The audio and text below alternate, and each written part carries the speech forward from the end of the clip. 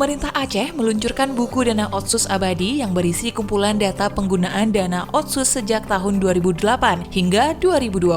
Buku tersebut juga memuat data pembangunan berbagai proyek penting yang telah memberikan dampak cukup signifikan bagi perkembangan Aceh. Peluncuran buku Doa atau Dana Otsus Abadi berlangsung di Gedung Serbaguna Setda Aceh, Kamis 14 Januari 2021. Kegiatan itu dipimpin Gubernur Aceh Nova Iriansyah serta diikuti Sekda Aceh Taqwallah serta para asisten dan seluruh kepala satuan kerja perangkat Aceh. Buku setebal 105 halaman itu dikhususkan sebagai pedoman para kepala SKPA dalam mengikuti perkembangan dana Otsus di Aceh. Buku tersebut juga memuat data penurunan angka kemiskinan di Aceh yang sangat dipengaruhi oleh keberadaan dana otonomi khusus, dana alokasi umum, pendapatan asli daerah, dan dana lain-lain dari tahun 2000 hingga tahun 2020. Dalam buku itu disimpulkan, dengan total jumlah dana Otsus yang dianggarkan sebesar 88,7 triliun rupiah, DAU sebesar 19,47 triliun rupiah, PAD sebesar 31,55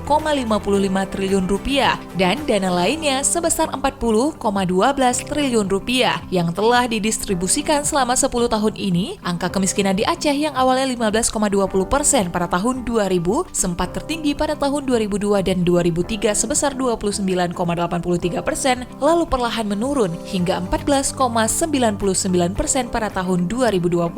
Selain pengentasan kemiskinan, dalam buku itu juga dijelaskan bahwa dana Otsus telah memberikan kemajuan yang cukup signifikan di bidang pembangunan dan pemeliharaan infrastruktur, pendidikan, sosial dan keistimewaan Aceh, kesehatan dan pemberdayaan ekonomi. Gubernur Nova pada peluncuran buku itu mengatakan, keberadaan Otsus Aceh harus dilihat secara jujur dan menyeluruh, di mana penyerapannya dari tahun ke tahun semakin besar dan semakin mempercepat pencapaian positif terhadap pembangunan dan kesejahteraan masyarakat. Dan terkait program vaksinasi COVID-19, Gubernur juga menyampaikan bahwa Aceh telah siap untuk melakukan vaksinasi. Kepada seluruh SKPA dan para pihak yang terlibat, diminta benar-benar mempersiapkan diri dalam menyukseskan vaksinasi. Gubernur juga meminta hal-hal mendasar terkait protokol kesehatan untuk benar-benar diperhatikan, seperti pemakaian masker, menjaga jarak, mencuci tangan, serta langkah-langkah dalam menjaga kebersihan lainnya.